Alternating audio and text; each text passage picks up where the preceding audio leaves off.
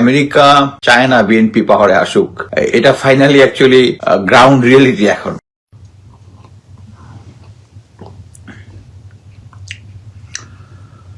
আসসালামু আলাইকুম, সবাই কেমন আছেন? আমরা বেশ তুষার ঝড়ের ভিতরে ছিলাম আজকে, এখনো চলতেছে। 12টার দিকে আর 1 ঘন্টা পরে হয়তো বা তুষার ঝড় কমে যাবে।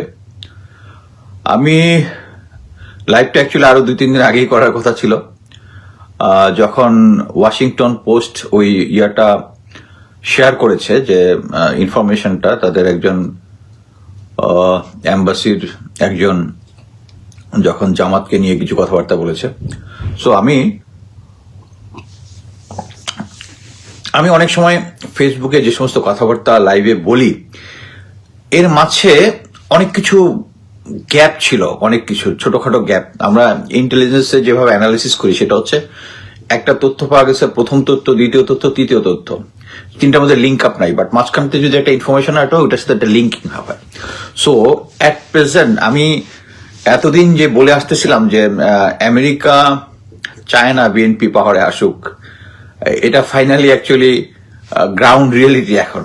আমি ওইটাই এক্সপ্লেইন করব যে আমি কোন কোন সোর্স থেকে কিভাবে জিনিসটা জানতে পেরেছি, বা কিভাবে এখন আমি ফাইনালি শিওর হলাম। সেটা হচ্ছে, আপনারা দেখেছেন যে 2022-23 সালে যে বিএনপি যে আন্দোলন করতেছিল, একটা সময়ে আমাদের মনে হচ্ছিল যে আন্দোলনটা সাকসেসফুল হবে। আমরা সবাই, দেশের জনগণ সবাই বিএনপির পিছনে ছিলাম। বিএনপির সামনের অনেক বিএনপি নেতাকর্মীরা অনেক সাফার করেছে এটা নিয়ে, কিন্তু শেষ পর্যন্ত মানে ফাইনাল অ্যাসল্টে যাওয়ার আগে দেখা গেছে যে সব ব্রেকডাউন। এর মূল কারণ ছিল হচ্ছে, এক হচ্ছে এখানে captain Shahnaz, retired captain Shahnaz, সে কনক স্যারের সাথে বলেছিল যে 5 জন সিনিয়র বিএনপি নেতা প্রায় জেনারেল ওয়াকার, সরি শেখ হাসিনার কাছে আসা যাওয়া করতো, মাঝে মাঝে খামও নিয়ে আসতে দেখা গেছে। এরকম একটা তথ্য দেওয়ার পরে আমি ওকে জিজ্ঞেস করেছিলাম যে, শাহনাজ, তোমাকে কিন্তু বিএনপির কেউ জিজ্ঞেস করছে যে কারাই 5 জন?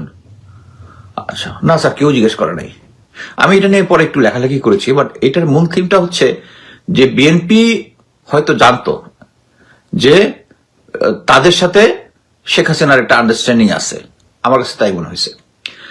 এখন ওই যে ফখরুল ইসলাম আলমগীর যেভাবে বলতেছে না যে আপা নাই, মানে শেখ হাসিনা নাই, এখন তার লোকজন মানে কোথায় ভোট দিবে এটা তার একটা বিগ কনসার্ন, উনি দেখভাল করবে, সব কেন জানি এখন একটা লিঙ্কিং আপ হচ্ছে। এখন এর সাথে কেন মানে বিএনপির এই আন্দোলনগুলো সাকসেস হচ্ছিল? Because somewhere from the London এই ইনফরমেশন গুলো লিক হচ্ছিল, যে তারা কি কি ফাইনাল ডিসিশন নিচ্ছে এগুলো সবকিছু জানতেছিল। এগুলা ইন্ডিয়া এবং আওয়ামী লীগ এটা ভালোভাবেই জানতো, যার ফলে এগুলো একটাও সাকসেসফুল হয় নাই। আরেকটা জিনিস হচ্ছে, এবার আরেকটা জিনিসই বলি, সেটা হচ্ছে আমরা সবাই জানি 1/11 এর পরে ওয়ার অন টেরর এটার পার্ট হিসাবে আমেরিকা ভারতকে বাংলাদেশ দেখাশোনার দায়িত্ব দিচ্ছে অন বিহাফ অফ দেম। এটা এখন মোটামুটি প্রুভেন এই জিনিসটা। এইটা হওয়ার পরে ভারত যেটা করেছে, তারা আমাদের দেশের উপরে যখন, যেহেতু আওয়ামী লীগ ছিল, এমন ভাবে কন্ট্রোলটা নিচ্ছে, সেই কন্ট্রোলে আমেরিকা অ্যাকচুয়ালি আর দাঁত বসাইতে পারতেছিল না, আমেরিকা বাংলাদেশের কোনো অ্যাফেয়ার্স কোনো ইনফ্লুয়েন্স করতে পারতেছিল না। এখন এটার ইনফ্লুয়েন্স যেহেতু করতে পারতেছিল না, তখন তারা কি করছে, আমি একটা ইনস্ট্যান্ট বলি। আমি যখন 2010-11 তখন আমি সিও প্যারাকাউন্ট ব্যাটালিয়ন ছিলাম, তখন অনেকগুলো আমেরিকানদের সাথে জয়েন্ট ট্রেনিং করতাম। ড্যান মদিনাও এসেছিল আমার ইয়াতে একবার, আমার ইউনিটে একটা ট্রেনিং এর ক্লোজিং এ। যেহেতু এম্বাসির সাথে আমার যোগাযোগটা হচ্ছিল, তখন আমি একটা ইনফরমেশন জানতে পারি, সেটা হচ্ছে ড্যান মজিনা উনি গার্মেন্টস সেক্টর রিলেটেড কোন একটা ইনফরমেশন, একটা অ্যাডভাইস করেছে বাংলাদেশ সরকারকে এটা ফিল আপ করার জন্য। বাট বাংলাদেশ বলছে আমি করবো না, দিল্লি থেকে খবর আসতে হবে। ড্যান মজিনা দিল্লিতে ফ্লাই করছে এবং ইন্ডিয়ানদেরকে ম্যানেজ করতে পারে না, চলে আসছে। এখানে আমি বলতে চাচ্ছি যে আমেরিকানরা অ্যাকচুয়ালি ত্যক্ত বিরক্ত হয়ে গেছিল যে ভারতের এই কন্ট্রোলটার উপরে। আমরা এখন আন্তর্জাতিকভাবে ভারতের সাথে আমেরিকার যে সম্পর্কটা আছে এটা আমরা ভালো হয়ে জানি। সো 2022-23 সালে যখন এটা সাকসেস হলো না, তখন তারা ফোকাসটা সরাই দিয়ে জেনজির মাধ্যমে, আমি জেনজিকে কোনো আন্ডারমাইন করতেছি না, ফাইনালি তারাই জীবন দিছে রাস্তায়। কেউ যদি কোনো অ্যাডভাইস করেও থাকে, তারা যদি ফলো করে থাকে, নাথিং বাট অন গ্রাউন্ডে দে আর দ্য ফুড সোলজার। আমরা দেখেছি যে তারা প্রফেসর ইউনুসকেই প্রেফার করেছে এবং আমেরিকানদের চয়েসও ছিল প্রফেসর ইউনুস। Fair enough. আচ্ছা, এরপরে হলো কি যে এখন একটা নির্বাচন হবে। প্রথম অনেক সুর হয়েছে, এখনই নির্বাচন, 5 বছর 3 বছর থাকতে হবে। আচ্ছা, এখন এর মধ্যেই ওই যে বিএনপির সাথে ইন্ডিয়ার একটা কানেকশন হয়ে গেছে। অনেকে আবার বলবেন ভাই জামাতেরটা বলতেছেন না, জামাতও আমিরও তো ইয়ার সাথে কথা বলছে। হ্যাঁ, কথা বলছে, বাট ফাইনালি আমরা যে জিনিসটা দেখেছি সেটা হচ্ছে ইন্ডিয়ান পুরা মিডিয়া তারেক রহমানকে প্রাইম মিনিস্টার বানাই দিছে অলরেডি, আর ইয়া হচ্ছে ভিলেন, জামাত ইসলাম হচ্ছে ভিলেন। সো এখান থেকেই তো আমরা অ্যাকচুয়ালি বুঝতে পারি ওই শেখ শের বাংলা একে ফজলুল হকের বিখ্যাত সেইং যে ভারত যদি আমার প্রশংসা করে বলবো যে we are in the wrong direction. So Bharat যাদের প্রশংসা করে they are in a wrong place. So এটা আমরা যেমন জানি, আমেরিকাও সেমন জানে। সো আমেরিকা জানার পরে অ্যাকচুয়ালি তারা বিএনপিকে ব্যাকআপ দিচ্ছে না। তার কারণ একটাই, তারা তাদের বাংলাদেশ নিয়ে একটা কনসার্ন আছে। আপনারা সবাই জানেন যে আমেরিকার যে একটা পজিশন এখন গ্লোবালি, সে গিয়ে ইয়াকে নিয়ে আসছে, কি বলে, ভেনেজুয়েলার প্রেসিডেন্টকে ধরে নিয়ে আসছে, ইরানকে বলতেছে তাদেরকে আক্রমণ করবে। এবং to tell you very frankly, যে আমেরিকায় কিন্তু বর্তমানে ইমিগ্রেন্টদের উপরে যে একটা অত্যাচার চলতেছে, মানে it's something very unruly. So এরকম একটা আনরুলি সিচুয়েশনে আপনি এখন বাংলাদেশ ভারতের সাথে যাইতে চান নাকি আমেরিকার সাথে যাইতে চান? আমি ভারতের সাথে যাইতে চাই না। সো আমেরিকার সাথে অবভিয়াসলি একটা আন্ডারস্ট্যান্ডিং হয়েছে জামাতের, বিকজ তারা চায় না বিএনপি পাওয়ারে আসুক। Clear, loud and clear. এখন এইটা অ্যাকচুয়ালি যে কনভারসেশন হয়েছে ওটা কিন্তু 1 ডিসেম্বরের। আমি অ্যাকচুয়ালি কালকে একটা ফাংশনে ছিলাম। ওই ফাংশনে একজন আইটি প্রফেশনাল ছিলেন, যারা গভর্নমেন্টের, ইউএস গভর্নমেন্টের সাথে কাজ করে, কনসার্ন লোকে। তা আমি আমার ফ্রেন্ডকে, সে আমার সরাসরি পরিচিত না, ফ্রেন্ডকে বলে দিছিলাম যে এটা কেয়ারফুলি ক্যালকুলেটলি করা হয়েছে। সে যেন সেই প্রশ্ন করেছে যখন, সে তখন হাসে কোনো জবাব দেয় না, যে ভাই আপনারা তো এটা কেয়ারফুলি কেয়ারলেসলি ইচ্ছা করে দিচ্ছেন, হাসে কোনো জবাব দেয় না। সো এটাই হচ্ছে ডিপ্লোম্যাটিক অ্যান্সার। সেটা হচ্ছে এই যে আমরা যতই বলতেছি যে এইটা ফাঁস করছে, ও এইটা ফাঁস করছে, বাট অ্যাকচুয়ালি ওই যে প্রফেসর ইউনুস যেটা বলছে মেটিকুলাসলি প্ল্যান ডিজাইন, এটা ইচ্ছা করে দিচ্ছে জাস্ট টু জামাতকে মাইলেজ দেওয়ার জন্য। এখন আপনারা সবাই জানেন যে আমেরিকা জামাতের পিছনে আছে। আমি এই জিনিসটাকে এখন বিএনপি পার্টি এখন লাফায় উঠবে যে শেখ ম্যাডাম খালেদা জিয়া বলেছিল আমাদের বন্ধু আছে কিন্তু প্রভু নাই। এখানে কিন্তু সেম জিনিসটা, এখানে জামাতের প্রভু হিসাবে নিচ্ছে, ইটস নট দ্যাট। বাট আমি আজকে একটা কার্টুন দিয়েছি, ওই কার্টুনটা অ্যাকচুয়ালি আমি জেনে বুঝেই দিয়েছি আমাকে অনেকে।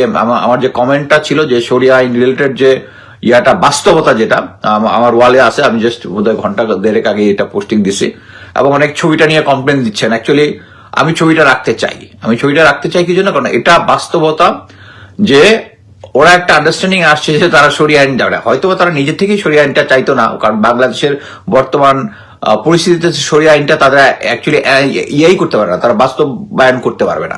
ওই কনফিডেন্স আমার নাই যে ওরা। সো রেগুলার দলের মতোই সে একটা রেগুলার দল, যেখানে ভালো মানুষ আছে, তারা এটাই দাবি করতেছে। আমরা যেহেতু আগে এদেরকে কখনো ক্ষমতায় দেখিনি, আমরা শুধু দুজন মিনিস্টারকে দেখেছিলাম, তাদের এগেইনস্টে কোনো করাপশনের এলিগেশন ছিল না।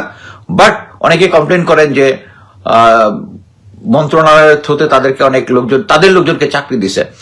বাংলাদেশে কোটি কোটি টাকা লোক পাচার করতেছে, ওইটার কোনো খবর নাই। আর যেহেতু তার নিজের দলের লোকদেরকে দিছে, সো আমি এটা ওইভাবে দেখবো না। কি জন্য? কারণ জামাত যারা করে, শিবির যারা করে, তারা কিন্তু কোনো চাঁদাবাজির সাথে জড়িত এটা আমি খবর পাইনি। অনেকে আবার হাদিয়াটা দেওয়ার অনেক কিছু, বাট ওই মানে যেভাবে স্ট্রং ভাবে আসে যে সমস্ত মেইন মিডিয়া কভার করে ওরকম কোনো কিছু পাইনি। কিন্তু এর কারণটা হচ্ছে একটাই, যে ওদের ক্যাডার ভিত্তিক এবং ওরা কিন্তু তাদের লোকজন সবাই চাকরি করে, কোথাও না কোথাও এমপ্লয়েড।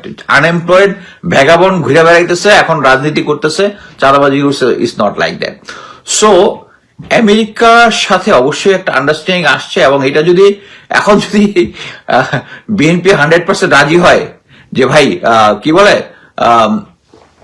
আচ্ছা কি sir please just share your opinion who will be win BNP or Jamaat, আমি এখনই এটা বলতে চাচ্ছিলাম। আচ্ছা এনিওয়ে, আপনার কথা ইয়ে করতে গিয়ে হারাই গেলাম।